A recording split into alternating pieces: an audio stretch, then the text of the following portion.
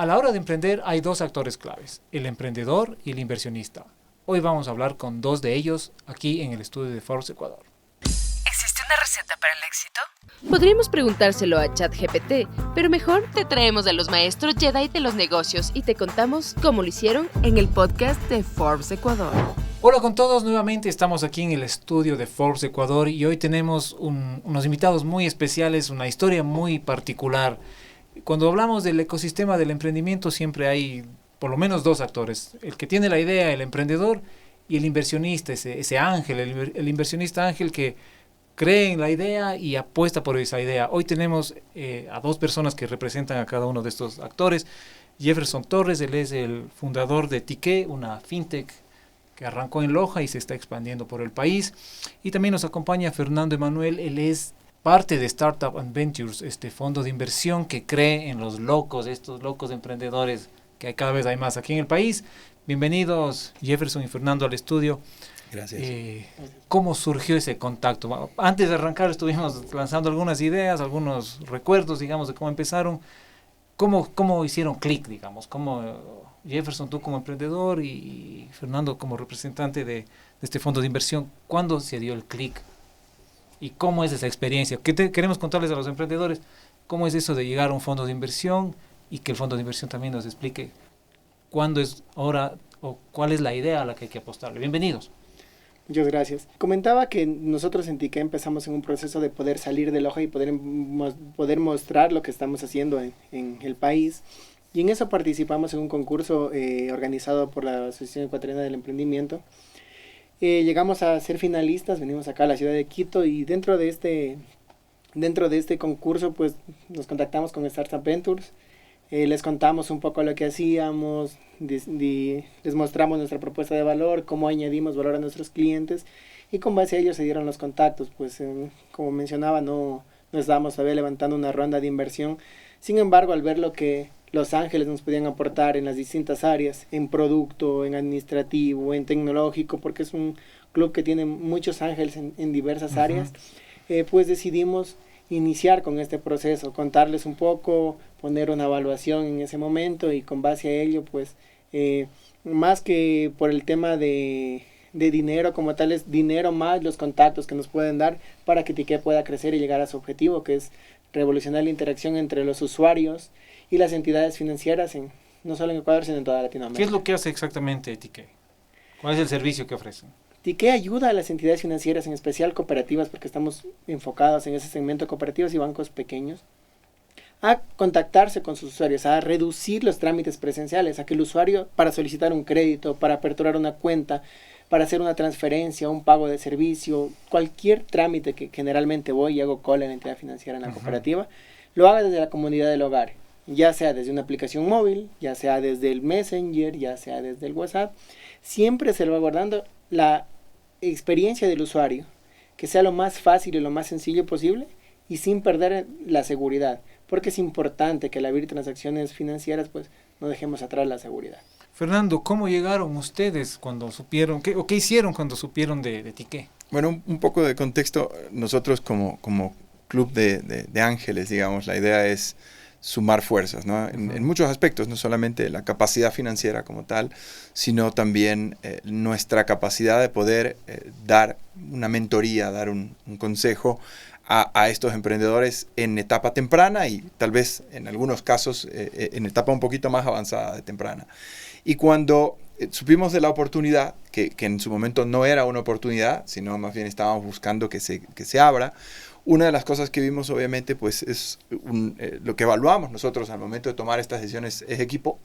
Y evidentemente vimos en Jefferson alguien que estaba liderando un equipo que tenía muchísimo potencial. Y no solamente es ver el producto que en ese momento han creado. Una de las cosas buenas en este caso es que ya tenían una atracción, ya venían generando ingresos con un portafolio importante, interesante de clientes. Entonces estaban tal vez en una etapa un poquito más avanzada. Lo bueno de ver equipo y de ver potencial es que esas ideas pueden ir mutando, ¿no? Pueden ir cambiando en el camino, tanto por el feedback que van recibiendo del mercado, como lo que nosotros podemos ver estratégicamente como la dirección que puedan tomar. Entonces, eso fue lo que más nos gustó. Tenían marcaban mucho de los casilleros que vemos nosotros que pueden ser importantes al momento de tomar una decisión de inversión.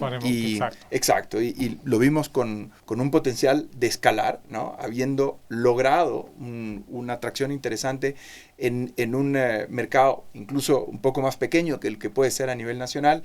Definitivamente vimos que había un mercado que estaba valorando ese producto, y ahí es donde tomamos la decisión de convencerlos a dejarnos entrar. Una de las cosas que también vimos es, está bien que hayan inversionistas que creen, emprendedores que creen que orgánicamente van a poder llegar, pero hay muchos casos, y este es uno de ellos, donde uno de los factores diferenciadores puede ser la espalda que tienes para crecer más rápido y dejar atrás, ¿verdad?, a los que tal vez podrían llegar a replicar o competirte en ese mismo espacio. Uh-huh.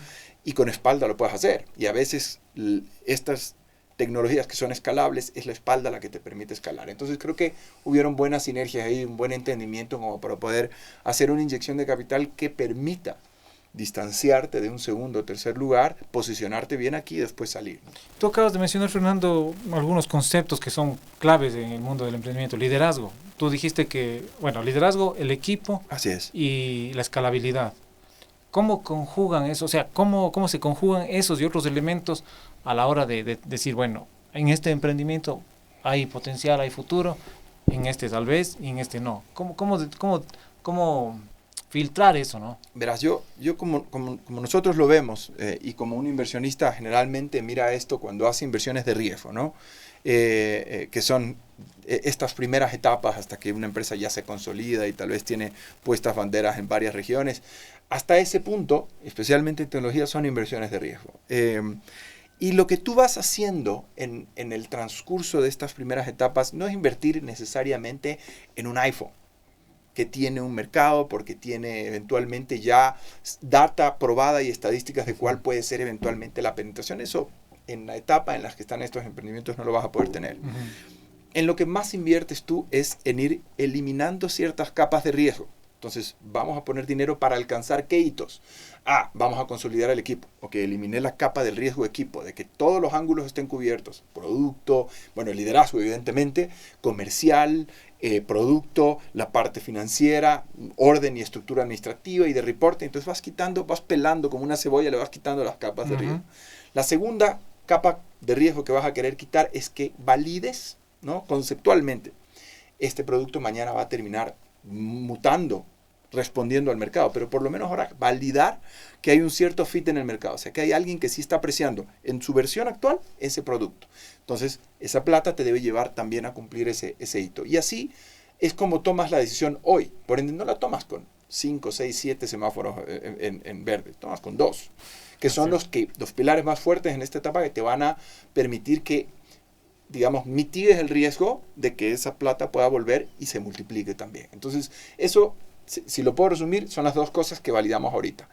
Fit de producto y un buen equipo que tiene esa capacidad incluso de pivotear. Y que si mañana, no te digo que de esto vamos a terminar haciendo tostadoras, no, pero de esto posiblemente lo que vamos a hacer es segunda, tercera capa de integración, tal vez ya no de cara al cliente como tal o experiencia de cliente, pero sí todo el motor que está detrás de integrar plataformas de pagos con la institución financiera y con el proceso ya, digamos, de experiencia de usuario. Nosotros estamos como un core en la mitad. Listo, fantástico. Tuvo que mutar, tuvo que quitar estas 3, 4 features, no nos vamos a dedicar, no tienen mercado, esto sí. Ese equipo está ahí. Se selecciona, se filtra y dice, vamos por aquí. Exactamente. Pero en eso le invertimos. En esa capacidad de gente y en poder terminar de validar producto. Con eso, con que esa plata nos lleve a eso y expandir un poquito, clavar unas 2, 3 banderas, tal vez saliendo de Loja, Quito, Guayaquil, estás del otro lado. Pasa a veces con los emprendedores que tienen la gran idea, pero que no se dejan ayudar, como se dice. O sea, que tengo la gran idea, pero no le voy a contar a nadie. No te voy a contar a ti, no le voy a contar, no le cuento a mi familia, a mis amigos, yo solito lo voy a lograr. Pero muchas veces esas ideas se quedan ahí, en el cajón, en un apunte, en una servilleta, no sé. ¿Qué tan complicado fue para ti, Jefferson, permitir, digamos, entre comillas, que venga un fondo de inversión como Startup Ventures y te vaya asesorando? Te vaya diciendo, esto que estás haciendo está bien, esto no, esto cambiemos. ¿Cómo es eso para los emprendedores que nos escuchan? ¿Qué les dirías cuando tienes la oportunidad de que alguien crea en tu idea y ponga capital, ponga conocimiento y, bueno, todo lo que hace un fondo de inversión? Ya, bueno, yo primero el tema de tener una idea como tal, yo creo que la idea, y muchos lo han dicho, la idea como en sí no vale nada, lo que vale es la ejecución, porque ideas podemos tener varias, pero ya ejecutarlas, ahí ves qué problemas tienes, qué problemas no tienes, y van saliendo distintas cosas. Incluso, como mencionaba Fernando, puede que el problema tenga otra solución distinta a la que tú planteaste al inicio. Al final, lo que resolvemos los emprendedores son problemas, ¿no? El tema puntual, no enamorarte de la solución, sino del problema. Y en este caso, nuestro problema está claro y definido. En cuanto al proceso de abrirnos a la inversión, la verdad es que es algo que estábamos evaluando. Todavía no lo íbamos a hacer en esta etapa, estábamos siendo rentables, entonces queríamos seguir en ese modelo, en ese momento hasta poder hacer.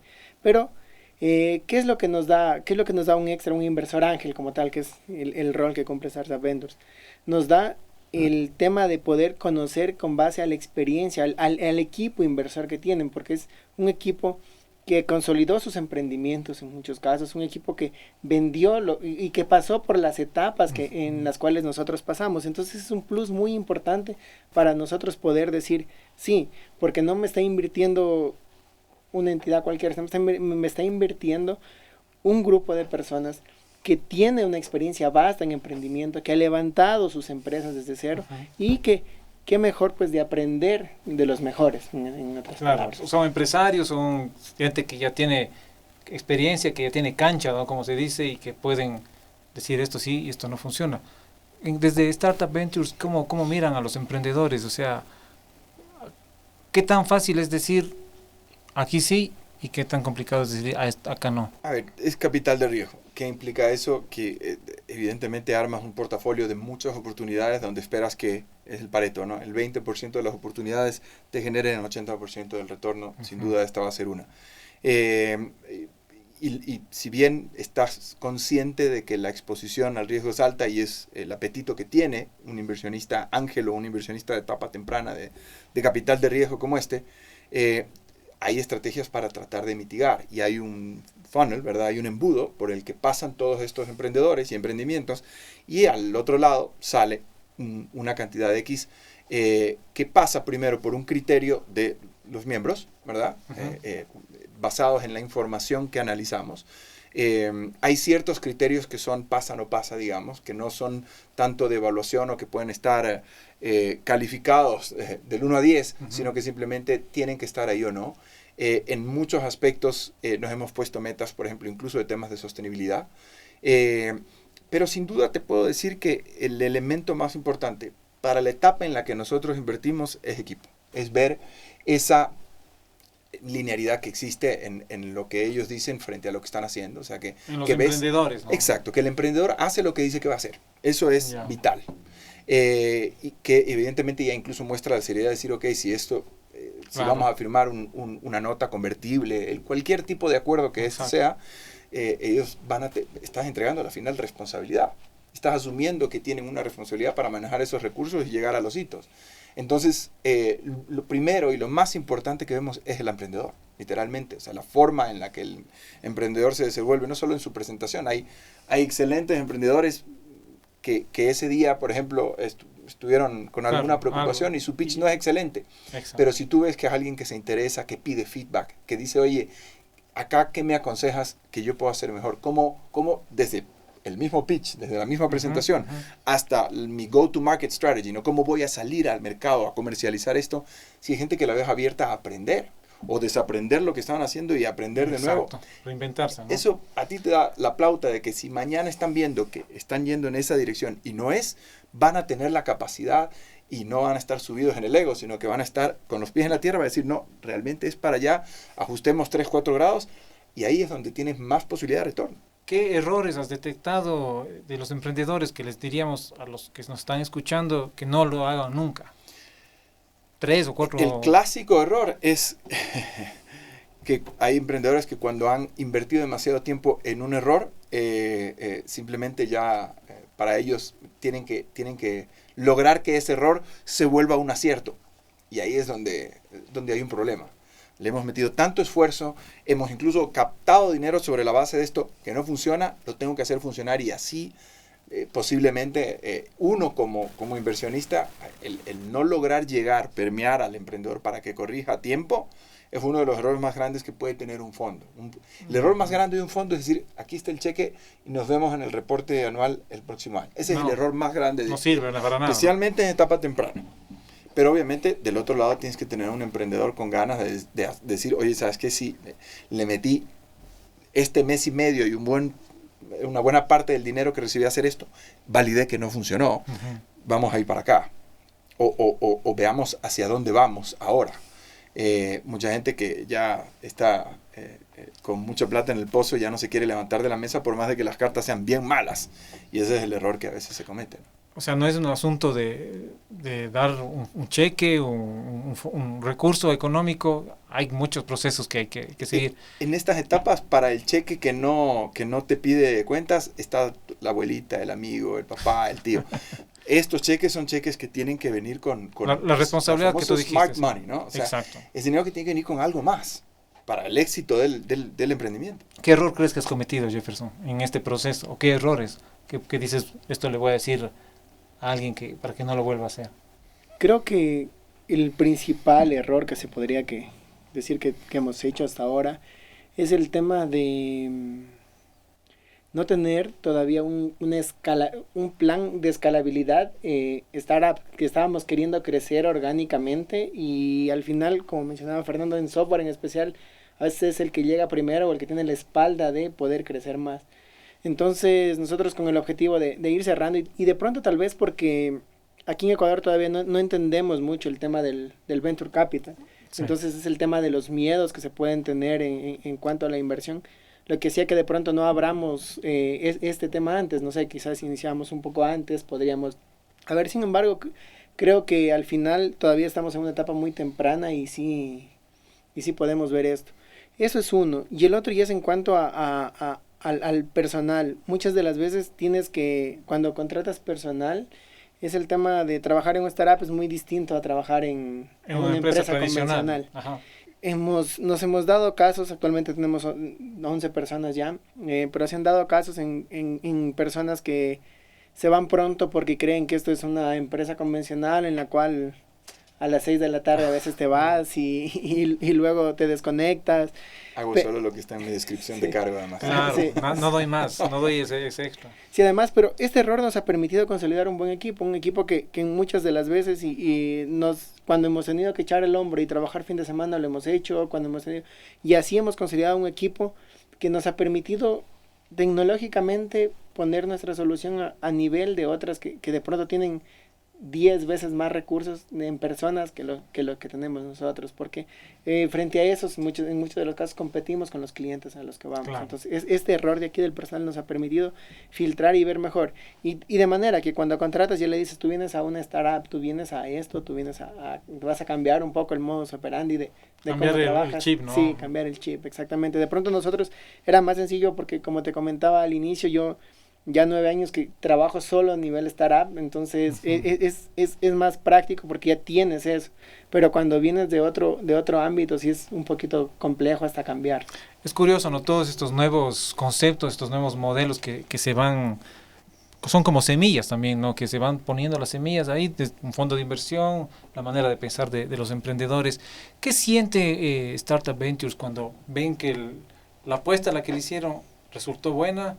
Están creciendo, escalando, saliendo, rompiendo, cruzando fronteras. ¿Qué sensaciones les deja un emprendedor por el que ustedes apostaron y creyeron? Definitivamente tiene varias, sensaciones positivas, ¿no? Es muy gratificante, primero, ver que no son muchos los jugadores que acompañan a emprendedores en etapa temprana en el Ecuador. Generalmente lo que hablábamos antes, ¿no?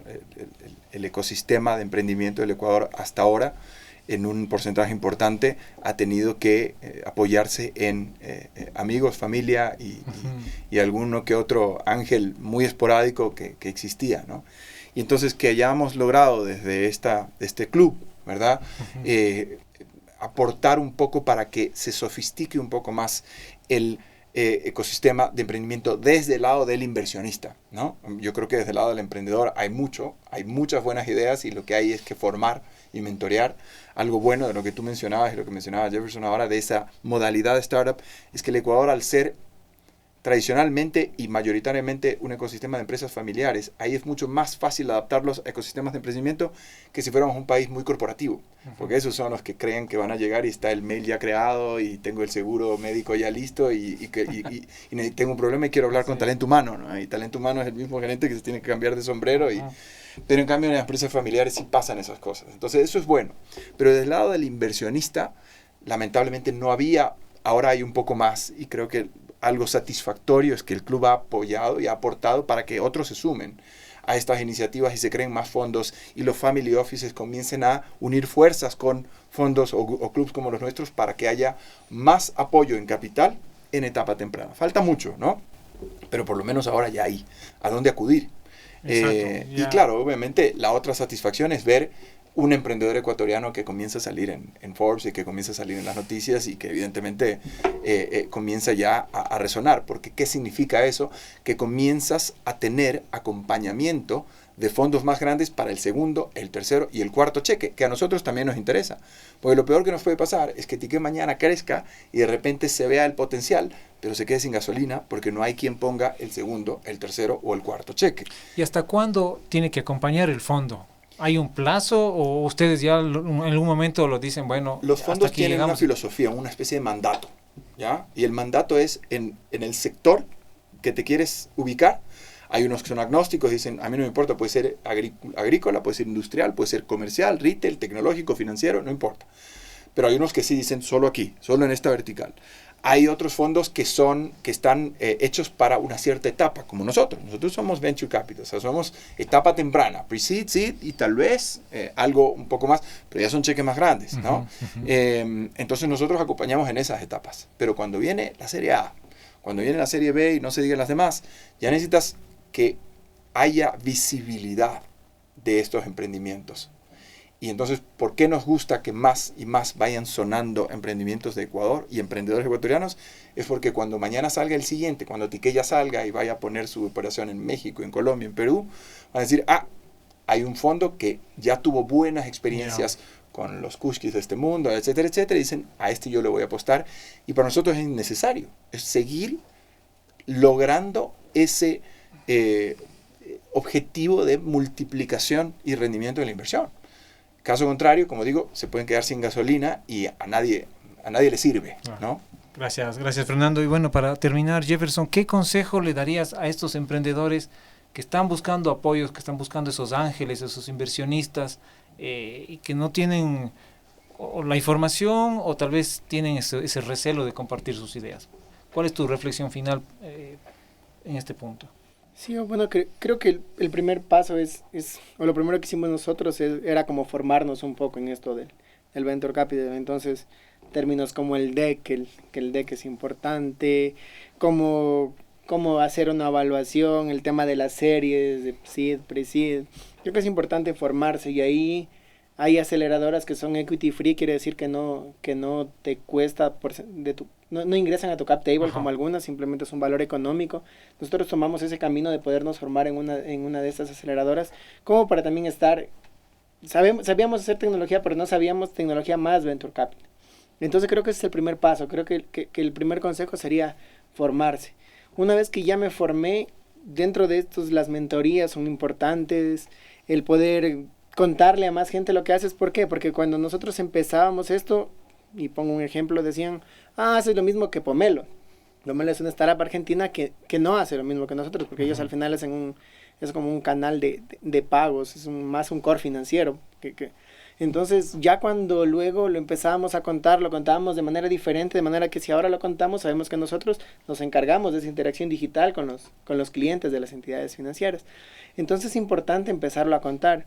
Y una vez que ya lo conté, ya lo validé, ya tengo esta formación, sí, empezar a escribir, a enviar mails a ángeles inversionistas. Golpear las puertas. Y el no ya lo tienes asegurado. Lo que va a pasar es que te empiecen a dar el feedback.